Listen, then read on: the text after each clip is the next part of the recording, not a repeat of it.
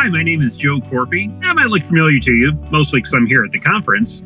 But I'm also on video, pulled over on the side here of the road during my vacation to take a few moments to talk to you about the real importance of talking about mental health when it comes to safety in the workplace. There's many different issues that we can deal with when it comes to safety. Some things are obvious. If somebody breaks their arm, we get them to a doctor. But what happens if the problem has to do with their mind? Too often people say, well, we can't talk about that. There's a stigma behind mental health. And if anyone insinuates that someone is not mentally perfect, we need to start talking about it now.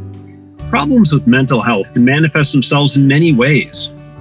Everything from someone who is having problems understanding a standard operating procedure to somebody who's having problems coping with life day by day.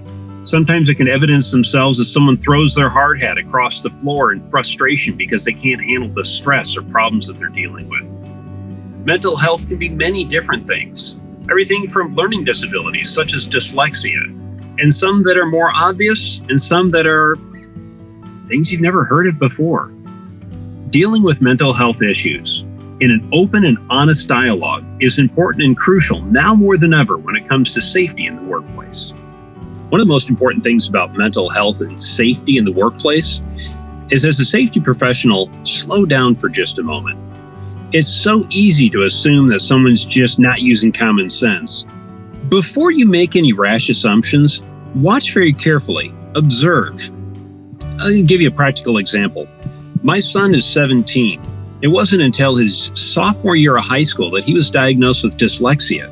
We would have totally missed it if I hadn't sat down with him and asked him, show me why you didn't pass your math test. He was doing algebra. He went to write down numbers. And as I watched really carefully, instead of writing down 2 3/4 like you and I would, 2 and then the 3 on top, the line and the 4 beneath, he started with the 4. Then he put a slash above it. And then he wrote the number 3 and forgot to write the 2 altogether. That was my first indication that he was thinking about things very differently than I do. When we got him diagnosed, when the doctor actually looked at him and did a full diagnosis that it was in fact dyslexia, is when I first learned something totally new. I thought dyslexia meant that you read everything backwards. Instead, it can be that you see things in 3D. The numbers can float up off the page. Unfortunately, in his case, the letter P can flip over and become the letter B or the letter D. Things like that need to be observed by slowing down and watching how someone understands. You know, the funny thing is with my son, he's so smart, if you read the test to him, he'll pass it. If he reads it to himself, he's got a 50-50 chance. This same young man can take a pile of scrap metal and turn it into a small model of a motorcycle and have it painted and powder coated all in one day.